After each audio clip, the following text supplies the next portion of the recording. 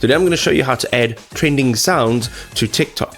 Alright, so we're going to have a look at adding trending sounds to TikTok. Alright, so what we're going to do is on the bottom of this page, you'll see there is a plus icon. You're going to tap on that plus icon.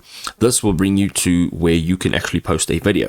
Now, right at the top, you're going to click on add sound. Here, you will see some suggestions. So this is for you. Here's favorites, and here's some recent icons or music that you've used. Now, if you go to hot on the top left, you will see for your region as well as global, and these are trending. This is what's happening right now. So you can go through them, tap on it, and you'll actually play the song. And once you have chosen that, you're going to go ahead and you're going to tap on it again, and this will now be added to your video. And once you're done, you're going to go and record your video, of course, and you can post it to TikTok.